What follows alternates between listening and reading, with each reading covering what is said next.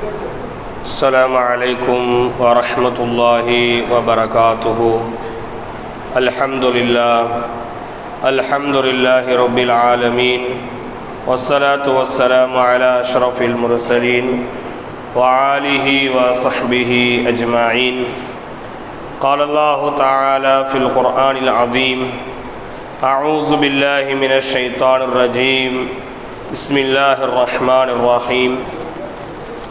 وما توفيقي إلا بالله، لا حول ولا قوة إلا بالله، سبحانك لا علم لنا إلا ما علمتنا إنك أنت العليم الحكيم.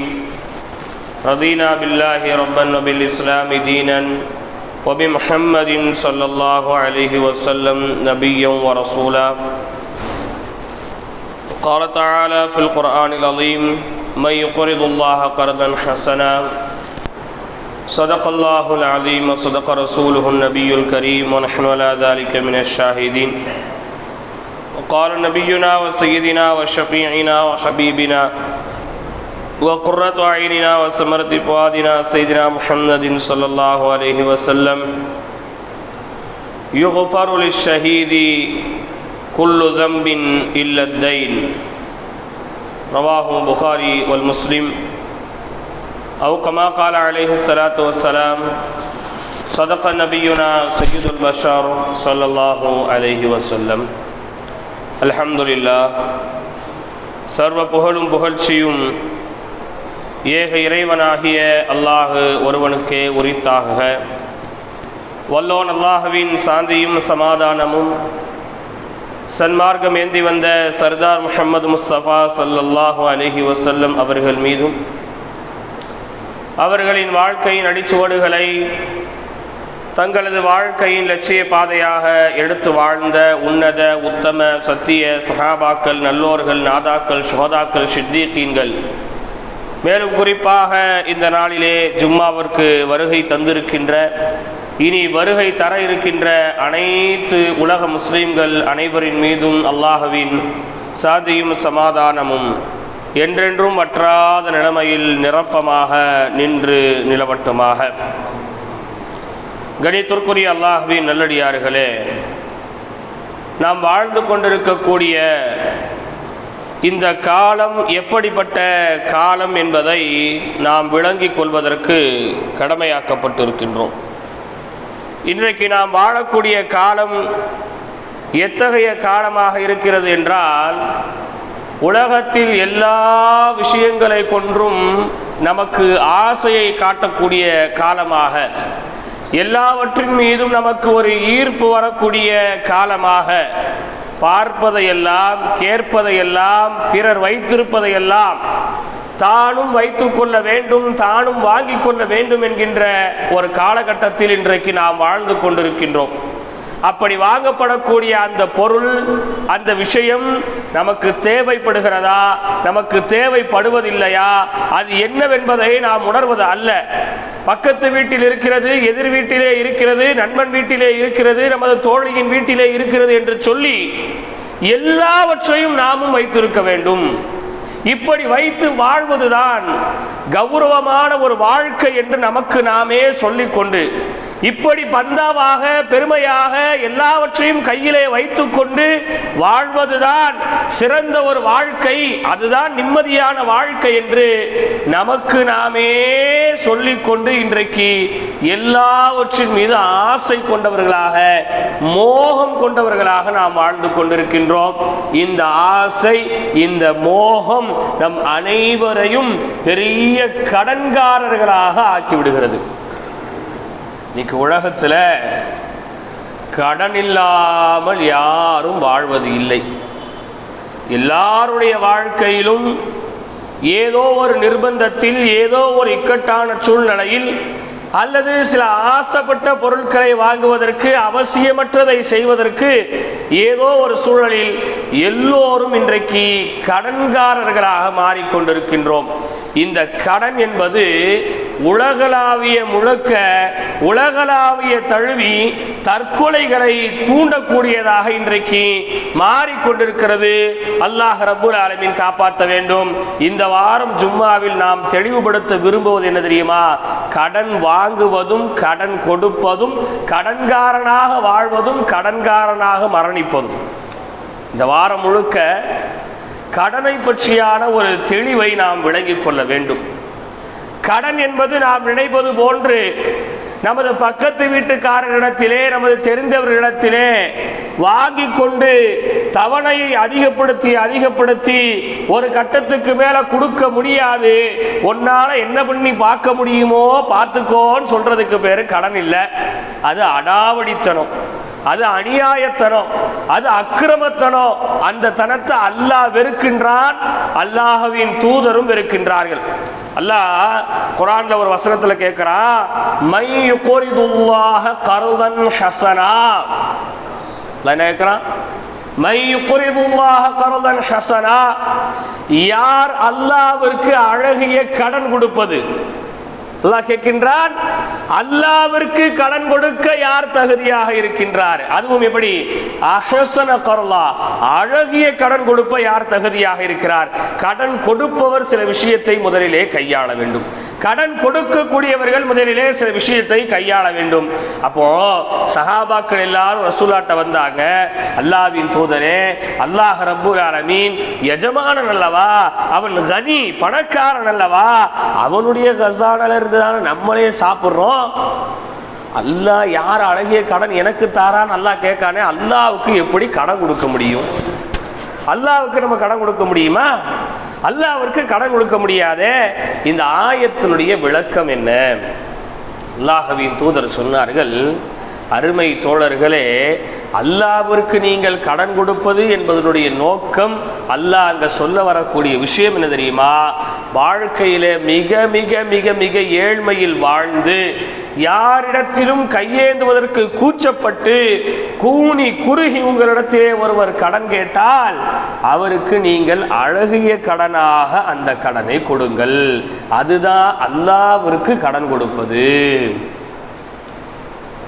ஒரு நபர் நம்மள்கிட்ட கடன் வேணும் என்று கேட்டால் அவருக்காக நாம் நல்ல முறையில் நம்மால் முடிந்தால் கடன் கொடுத்து உதவ வேண்டும். இன்னும் சில இமாம்கள் சொல்லி காமிப்பார்கள், தர்மம் செய்வது நன்மை அதிகமா, கடன் கொடுப்பது நன்மை அதிகமா? தர்மத்தை விட கடன் கொடுப்பதற்குத்தான் நன்மை அதிகம். தர்மத்தை விட, தர்மம் செய்வதை விட கடன் கொடுத்து உதவுவதற்கு நன்மை அதிகம். அதற்கான காரணத்தை இமாம்கள் சொல்லி காமிப்பார்கள். யாசிக்கக்கூடிய ஒரு மனிதன் கூச்சம் இல்லாமல், எந்த விதமான எதிர்பார்ப்பும் இல்லாமல், துளியும் மனதிலே சங்கடங்கள் இல்லாமல், சப்தங்கள் இல்லாமல் யாரிடம் வேண்டுமென்றாலும் கையை நீட்டி விடுவான். யாரிடம் வேண்டுமென்றாலும் கையை நீட்டி விடுவார். அவருக்கு கொடுத்தால் மகிழ்வார், கொடுக்கவில்லை என்றால் அடுத்த நபரை பார்த்து போய்கொண்டிருப்பார். ஆனால் கடன் கேட்டு வருபவர் அப்படி வரமாட்டார். ஒன்றுக்கு பலமுறை யோசிப்பார்.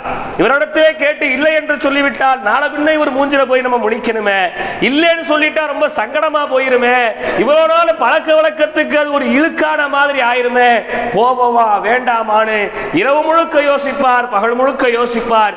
இறுதியாக வழி இல்லாமல் கூனி குறுகி மனதிற்குள்ளே கூச்சத்தோடும் நாச்சத்தோடும் கேட்பதற்கு நாவு வராமல் தட்டு தடுமாறி முகத்தை நேருக்கு நேர் பார்க்க முடியாமல் தலையை சொரிந்து கொண்டு தாடியை சொரிந்து கொண்டு கீழே பார்த்து கொண்டு கேட்கின்றாரே, அவருக்கு கொடுப்பது நன்மை அதிகம். அப்படி கடன் நீங்கள் கொடுத்தால், அப்படி கடன் கொடுத்து உதவக்கூடியவர்கள் சமூகத்தில் அதிகரித்தால், சமுதாய மக்களிடத்திலே இருந்து வட்டி என்கின்ற கொடும் பாவச் செயல் என்பது மேலோங்கிவிடும், அது உயர்ந்து விடும். அந்த வட்டி என்பதே இந்த உலகத்திலே இருக்காது. இன்றைக்கு சொந்த பந்தத்திற்கு கடன் கொடுத்து உதவுவதற்காக அண்ணன் தம்பிகள் முன்வருவதில்லை, நம்மளுடைய உற்றார் உறவினர்கள் முன்வருவதில்லை. மாறாக சொந்த பந்தத்திற்கே இன்றைக்கு வட்டி கொடுக்கக்கூடிய நிலைமை ஏற்பட்டு இருக்கிறது. அல்லாஹ் காப்பாற்ற வேண்டும், அல்லாஹ் காப்பாற்ற வேண்டும். பெருமானார் ஸல்லல்லாஹு அலைஹி வஸல்லம் அவர்கள் கடன் கொடுக்கின்ற விஷயத்திலும் கடனை வாங்குகின்ற விஷயத்திலும் கடன்பட்டவருக்கான விஷயத்திலும் அதிகமான செய்திகளை நமக்கு சொல்லி தந்தார்கள். ஒரு நபருக்கு நீங்கள் கடன் கொடுத்தார், அல்லாஹ்வின் தூதர் சொன்ன வாக்கின்படி நீங்கள் கடன் கொடுங்கள். கொடுப்பது 5000 ரூபாயாக இருந்தாலும் 10,000 ரூபாயாக இருந்தாலும் அவருக்கு கொடுக்கும்போது அவரிடத்திலே எழுதி கையொப்பம் வாங்கி கொடுக்கும்போது 2 ஷஹீதுகள் சாட்சிகளை முன்வைத்து கொடுக்க வேண்டும். இன்னைக்கு நம்மள யாரும் அப்படி கடன் கொடுக்கறதில்ல. அப்படி கடன் கொடுக்காம இருக்கிறதுனால சும்மா வந்து கேட்கும் போது கொடுத்துட்றோம், திரும்ப கேட்கும் போது இல்லைன்பாங்க, அடுத்து இல்லைன்பாங்க, அடுத்து அது ஒரு பெரிய சண்டையாக மாதிரி 2 பேருக்கு ஏற்பட்ட சண்டை 2 குடும்ப சண்டையா மாறி 2 ஊர் சண்டையாக மாறி மிகப்பெரிய ஒரு பிளவை ஏற்படுத்துகிறது. அப்ப கடன் கொடுக்கக்கூடியவர்கள் நீங்கள் யார், உங்களிடத்திலே வந்து கடன் என்று கேட்டால் கொடுப்பதற்கு நீங்கள் தகுதி படைத்தவராக இருந்தால் உங்களால் எதை கொடுத்து உதவ முடியுமோ அதை கொடுக்க வேண்டும் என்று பெருமானார் ஸல்லல்லாஹு அலைஹி வஸல்லம் அவர்கள் சொல்லி காமித்தார்கள். அது மாத்திரமல்ல, அல்லாஹ்வின் தூதர் ஸல்லல்லாஹு அலைஹி வஸல்லம் அவர்கள் சொன்னார்கள், ஒரு கடன் கொடுத்த ஒரு மனிதரை பற்றி ஒரு செய்தியை சொன்னாங்க ரசூலுல்லாஹ். உங்களில் யாராவது நீங்கள் யாருக்காவது கடன் கொடுத்துருந்தீங்க, சொந்த பந்தத்துக்கு யாராவது கொடுத்துருக்கிறீங்க, நண்பர்களுக்கு யாராவது கொடுத்துருக்கீங்கன்னா இந்த செய்தியை நல்ல ஞாபகத்தில் வச்சுக்கங்க. ரசூல் என்ன தெரியுமா சொன்னாங்க, கான ரஜுலுன் யுதாயினு நாஸ فكان يقول لفتاه إذا أتيت معسرا تجاوز عنه. கடன் கொடுத்த ஒரு மனிதர் தன்னுடைய நண்பனை அழைத்து சொல்கின்றார், எப்பா இன்னென்ன நபர்களுக்கு நான் கடன் கொடுத்திருக்கின்றேன், அவர்களிடத்திலே சென்று என்னுடைய கடனை நீ வசூலித்து வா. அப்படி வசூலுக்கு நீ செல்லும் போது இதா அதைத்த முஅசிரன், இல்லாதப்பட்ட ஒரு ஏழையை நீ சந்தித்தால், கடன் திரும்ப கொடுக்க முடியாததற்கான ஒரு சூழ்நிலையில் உள்ள ஒரு மனிதரை சந்தித்தால், நன்றாகவே உனக்கு தெரியும் அவர் வேலைக்கு போகல, உடம்பு சரியில்லாம இருக்கிறாரு, வீட்டில் குமர் இருக்குது, வயிற்று வாடகை கூட கொடுக்கறதுக்கு வழி இல்லாம இருக்கிறாரு, அப்படிப்பட்ட ஒரு மனிதரை நீ சந்திச்சால் தஜாவஸ் அன்ஹு, அந்த கடன் கேட்பதை அப்படியே நீ விட்டு விடு, அவருக்காக நீ விட்டு கொடுத்து விடு. அப்படி நீ விட்டு கொடுத்தால்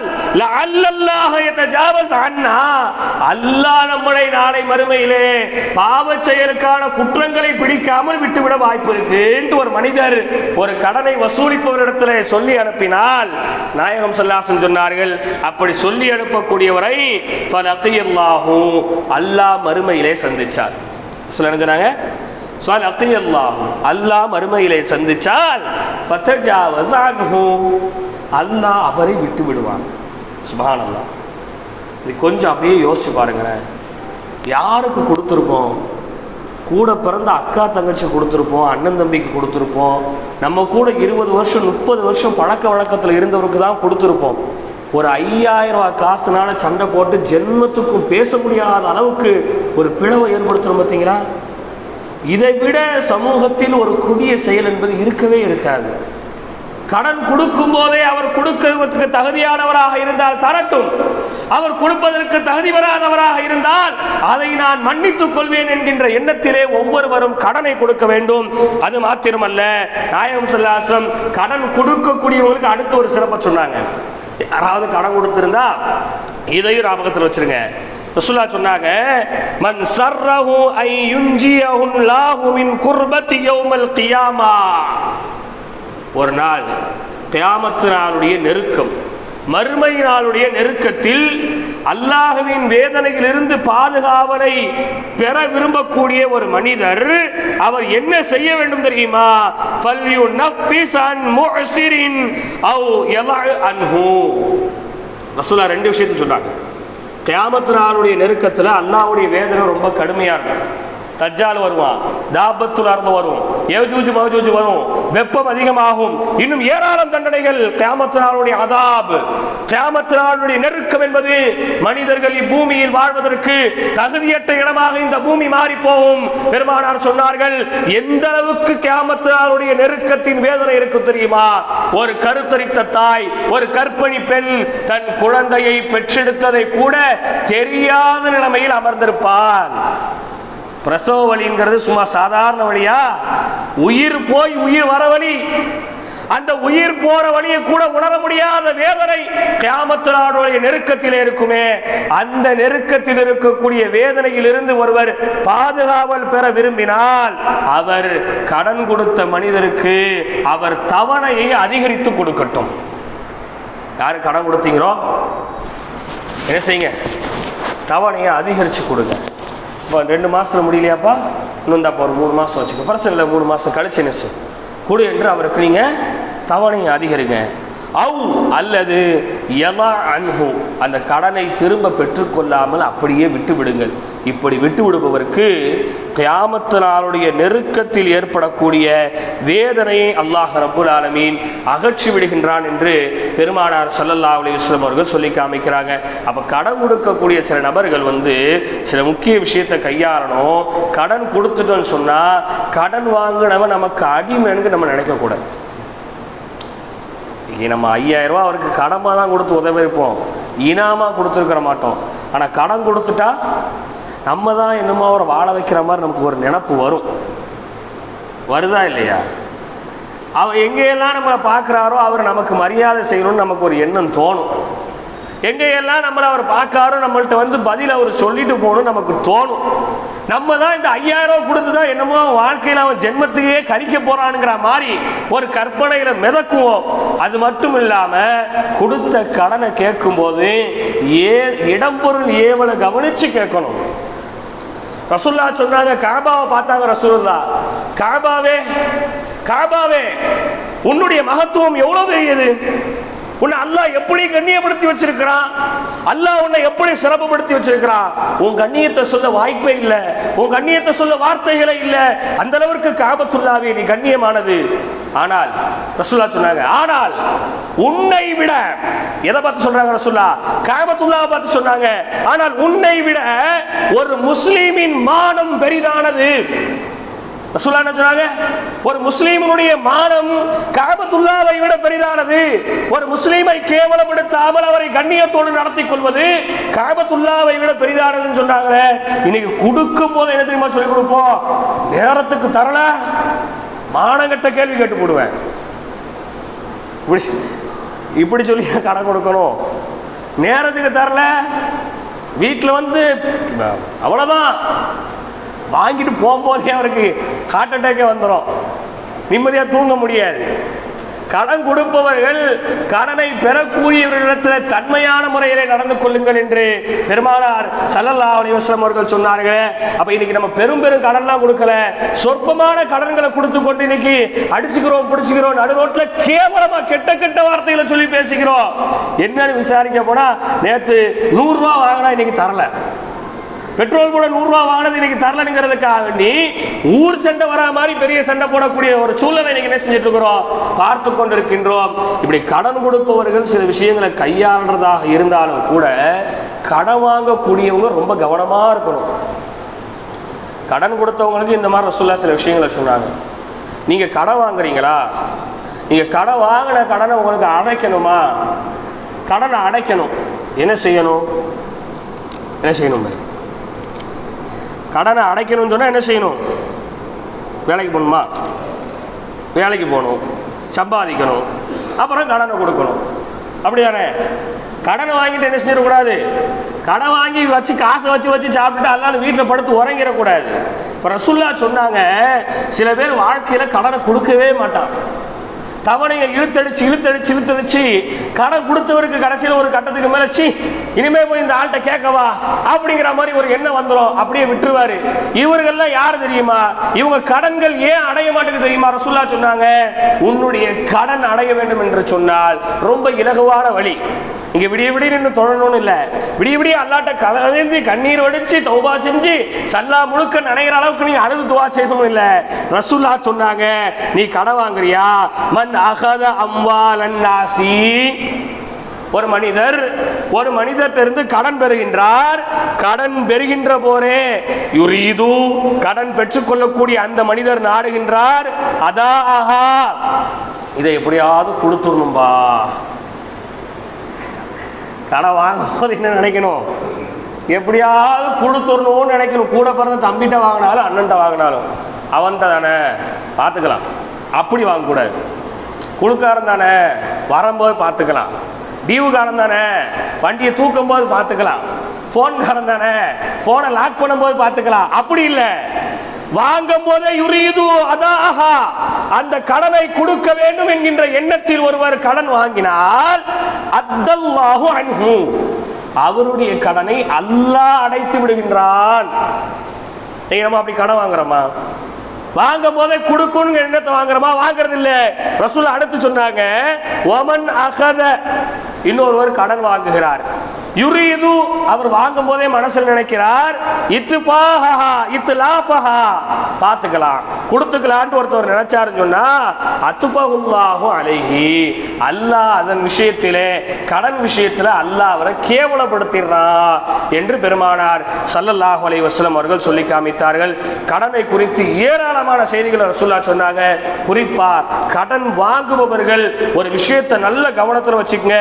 ரசூல் ஸல்லல்லாஹு அலைஹி வஸல்லம் சொன்னார்கள்,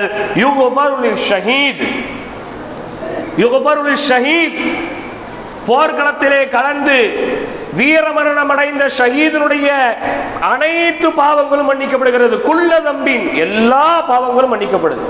யாரு? போர்க்களத்தில் போய் எதிரிகளை நேருக்கு நேர் நின்று சந்தித்து எதிரிகளை வெட்டி வீழ்த்தி எதிரிகளோட கையால் தாடும் வெட்டுகளை வாங்கி இந்த இஸ்லாத்திற்காக உயிரை கொடுத்த ஒரு ஷஹீதனுடைய எல்லா பாவம் மன்னிக்கப்படுகிறது. இல்ல தைன், அவர் வாங்கிய கடனை தவிர. நாங்கள் சொல்லுவோம், போர்ல போய் மௌத்தா போனாங்கல்ல, அவங்களுக்கே கடன் வாங்கின அந்த பாவம் மட்டும், கடனை கொடுக்காம இருந்தா அந்த பாவம் மட்டும் ஒரு ஷஹீதுக்கே மன்னிக்கப்படுறது இல்லை. நம்ம யாரு? நம்ம என்ன ஷஹீதா? நம்ம தொழுகையாளியா? இல்லை நம்ம முழுமையாக இறைவனுக்கு கட்டுப்பட்டு நடக்கக்கூடியவர்களா? அப்ப கடன் வாங்கிட்டோம்னு சொன்னா கடனை கொடுக்கணும்னு முதல்ல நினைக்கணும். அப்புறம் அந்த கடனை கொடுக்கறதுக்கான முயற்சி பண்ணணும். 5000 வருது, அந்த பாடத்துக்கலாம், வேற ஒரு செலவு இருக்கு, அடுத்தவரை கொடுத்துக்குவோம், அப்படி போயிடக்கூடாது. அதை குறித்து ரசூல் ஸல்லல்லாஹு அலைஹி வஸல்லம் சொன்னாங்க. என்ன தெரியுமா? ஒரு மனிதருக்கு கடன் கொடுப்பதற்கான வாய்ப்பு வசதி வருது. ரசூலுல்லாஹ் சொன்னாங்க பாருங்க, கால மஅதலுல் கனிய, கடன் வாங்கியவருக்கு கடன் கொடுப்பதற்கான ஒரு வாய்ப்பு வந்துருச்சு. வாங்கின கடனை திரும்ப கொடுக்கறதுக்கு ஒரு வாய்ப்பு. அப்படி வாய்ப்பு வந்தும் அவர் அந்த கடனை கொடுக்கலன்னு சொன்னா துல்முன், அது மிகப்பெரிய பாவம், அது மிகப்பெரிய அநியாயம். அவர் அப்படி அதை கொடுக்காம இருக்கும் போது அல்லாஹ் ரப்புல் ஆலமீன் அவரை கேவலப்படுத்தி வருகின்றான் என்று ரசூலுல்லாஹ் சொல்லக்கூடிய செய்தி புகாரியில முஸ்லீம்ல பதிவு செய்யப்படுகிறது. அப்ப கடன் கொடுப்பவர்களும் மென்மையாக நடந்து கொள்ளணும். கடனை வாங்கக்கூடியவங்க கடனை திரும்ப கொடுக்கும் போது சரியாக நடந்து கொள்ளணும். இந்த மென்மையும் சரியும் நம்மள்கிட்ட கரெக்டாக இருந்தால் நிம்மதியான முறையில் வாழலாம். கடன் கொடுத்தவர் மென்மையை கையாளாமல் கடினத்தை கையாளும் போது, கடன் வாங்கியவர் சரியான முறையில் கொடுக்காமல் இழுத்தடிக்கும் போது இந்த மாதிரியான சூழ்நிலைகள்லாம் தற்கொலை அதிகரிக்கும். எங்கே பார்த்தாலும் இளைஞர்கள், யங்ஸ்டர்ஸ், கொஞ்சம் வயசில் இருக்கிறவங்க கடன் கடன் கடன் கடன், கடனில் செத்துடலாமான்னு தோணுது, கடன்லே வாழ முடியலை, ஆசைப்பட்ட. நீங்கள் ஆசைப்படுங்க, நம்ம தகுதி என்னவோ அதுக்குள்ளே ஆசைப்படுங்க. சில பேருக்கு சொல்லுவாங்க வாட்ஸ்அப் ஸ்டேட்டஸில், ஏன் தகுதி என்னன்னு முடிவு பண்ண, நீ யாரா? சாயா கடையில் வேலை பார்ப்பாரு, எதுக்கு ஆசைப்படுறாரு? BMW காருக்கு ஆசைப்படுறாரு. அப்போ ஒரு ஆள் போய் சொல்கிறாரு, அப்போ அவன் தகுதிக்கு ஏற்ற மாதிரி, ஏன் தகுதி என்னன்னு எனக்கு தெரியும். கடைசியில் ஊரை சுற்றி உலகத்தை சுற்றி கடை வாங்கி காரில் பெட்ரோல் போடுறதுக்கு காசு இருக்காது. கடைசியில் வாங்கின காரை திரும்பவும் கொடுக்க முடியாமல், கடனையும் கட்ட முடியாமல் தற்கொலை. நடக்குதா இல்லையா? நடக்குதா இல்லையா? ஆசைப்படுங்க. ஒரு பொருளின் மீது ஆசைப்படுறீங்கன்னு சொன்னா அது நம்ம குடும்பத்துக்கு சரி வருமா? இது நம்ம வீட்டுக்கு சரி வருமா? நம்ம பிள்ளைங்க இருக்கிற சூழ்நிலை இது நமக்கு தேவையா? இதை கடன் வாங்கி நம்ம செய்யணுமா? பொருள் மட்டும் இல்லை, ஒரு விசேஷ நிகழ்ச்சி நீங்க நடத்தினாலுமே அதை யோசிச்சுங்க. ஒரு சுன்னத்து வீடு நடத்துறதுக்கு, ஒரு நிச்சயதார்த்த வீடு நடத்துறதுக்கு 50,000 ரூபாய் கடை வாங்கி நிச்சயதார்த்தம் நடத்தணும் யார் சொன்னா? எந்த மார்க்கம் சொன்னுச்சு? எந்த ஹதீஸ், எந்த குர்ஆன் சொன்னுச்சு? எந்த குர்ஆன்? ஒன்றும் சொல்லலை. நம்மளா செஞ்சுக்கிறோம். அப்புறம் கடன்காரன் ஆகிட்டேன், அல்லாஹ் என்ன இப்படி கடன்காரன் ஆக்கிட்டானே, கடன்லேயே நான் வாழவா? தேவையில்லாமல் கடன் வாங்கணும் நம்மங்கிறது நமக்கு புரியவே செய்யாது கடைசி வரைக்கும். அப்போ இறுதியாக ஒரு செய்தி சொல்லி முடிக்கிறேன். கடனாளியாக மௌத்தா போகிறவர்களுக்கு ரசூல் ஸல்லல்லாஹு அலைஹி வஸல்லம் ஜனாஸா தொழுகை நடத்தலை. நாயகம் ஸல்லல்லாஹு அலைஹி வஸல்லம் அவங்க இருக்கக்கூடிய நேரத்தில் ஒரு ஜனாசா கொண்டு வரப்படுகிறது. ரசூல் ஸல்லல்லாஹு அலைஹி வஸல்லம் அவங்க அந்த ஜனாசாவை குறித்து விசாரிக்கிறாங்க. இவர் யாரு, எந்த ஊரை சார்ந்தவர், இவருடைய பிள்ளைகள்லாம் இருக்கிறாங்களா, என்ன ஏது. அப்போ அவரை குறித்து எந்த செய்தியும் சஹாபாக்கள்கிட்ட இல்லை. இவருக்கு பிள்ளைங்க இருக்கிறாங்க, வைக்கிறாங்க. ஆனால் இவர் கடன்காரராக இருக்கார். நாயகமே யாரா இருக்காரு? கடன்காரராக இருக்கிறார். அப்புறம் ரசூலுல்லாஹ் சொன்னாங்க, கடன்கார மையத்துக்கு நான் தொலை வைக்க மாட்டேன், வேற யாராவது தொலை வைங்க. உடனே அலி ரலியல்லாஹு அன்ஹு வந்தாங்க. யார் ரசூலல்லாஹ், இவருடைய கடனுக்கு நான் முழுக்க பொறுப்பேற்றுக்கிறேன், அதனால் நீங்கள் இவருக்கு ஜனாசா தொலை வைங்க. ஒரு ஹதீஸினுடைய அறிவிப்பில் அப்படி. இன்னொரு ஹதீஸினுடைய அறிவிப்பில் எப்படின்னா, இவருக்கு யாராவது பொறுப்பேற்கிற வரைக்கும் நான் தொலை வைக்க மாட்டேன்னு ரசூலுல்லாஹ் சொன்னாங்க. அலி ரலியல்லாஹு அன்ஹு வந்த உடனே அலி ரலியல்லாஹு அன்ஹு சொன்னாங்க, இவர் எவ்வளோ கடன் பெற்றிருந்தாலும் அந்த கடனுக்கு நான் பொறுப்பாளி. நீங்கள் ரொம்ப ஹதீஸ்லாம் பெருசாலாம் போக வேண்டாம், எல்லா ஊர்லேயும் நீங்கள் ஜனாசாவுக்கு போயிருக்கோமா? அசரத்து அல்லாஹு அக்பர் ஜனாசா தொழுகை நியத்து சொல்லி கொடுக்கறதுக்கு முன்னாடி என்ன செய்வாங்க? ஒழு செய்வாங்களா? ஒழுவும் செய்வாங்க. வேற இன்னொன்று செய்வாங்க. என்ன செய்வாங்க? ஜனாசாவுக்கு உடம்பப்பட்ட ஒருத்தர் நிற்பார். என்னுடைய தாய், என்னுடைய தகப்பனார், என் கூட பிறந்த அண்ணன், உங்களில் யார்கிட்டையாவது மனம் புண்படும் அளவுக்கு பேசியிருந்தாலோ நடந்திருந்தாலோ அதை அல்லாஹ்வுக்காக மனம் பொறுத்துக்குங்க. அடுத்து சொல்வார், அவர் யார்கிட்டையாவது கடன் வாங்கியிருந்தா அந்த கடனுக்கு நான் பொறுப்புதாரி, என்கிட்ட கடனை பெற்று வாங்கிக்குங்க என்று ஒரு ஆள் பொறுப்பு ஏற்றாதான் ஜனாசா தொழுகையே நடத்த முடியும். ஏன்னா கடனுடைய பொறுப்பு அந்த அளவுக்கு ரொம்ப உன்னதமான ஒரு பொறுப்பு. அப்ப கடனை வாங்கிக்கிட்டு கடனை வாங்கினவங்க ரொம்ப அடாவடித்தனமா பேசக்கூடாது. அல்லாஹ்வின் தூதர் அதையும் கண்டித்தார்கள். ஒரு மனிதனுக்கு கடன் கொடுத்திருக்கின்றார் ஒரு நபர், அவரிடத்திலே தவணையை திரும்ப செல்ல போய் கேட்கிறாரு. திரும்ப சொல்லும் போது அவர் தவணையை நீடிக்கிறாரு. நீடிக்கும் போது கடன் கொடுத்தவர் அவரிடத்திலே அழுத்தமாக பேசி அந்த கடனை பெற்றுக் கொள்ளலாம். ஒரு கட்டம் தாண்டும் போது, ஒரு எல்லை தாண்டும் போது அழுத்தமாக பேசியே கடனை பெற்றுக்கொள்ளலாம் என்று ரசூலுல்லாஹ் சொல்றாங்க. அப்ப இளைஞர்களாக இருக்கட்டும், வீட்டில் இருக்கக்கூடிய ஆண்களாக இருக்கட்டும், பெண்களாக இருக்கட்டும், முடிந்த அளவிற்கு இருப்பதை வைத்து மகிழ்வாக வாழ முயற்சிக்கணும். அவங்க அப்படி வாழ்றாங்க, இவங்க இப்படி வாழ்றாங்கன்னு வாழ்றதுக்கு பேர் வாழ்க்கை இல்லை.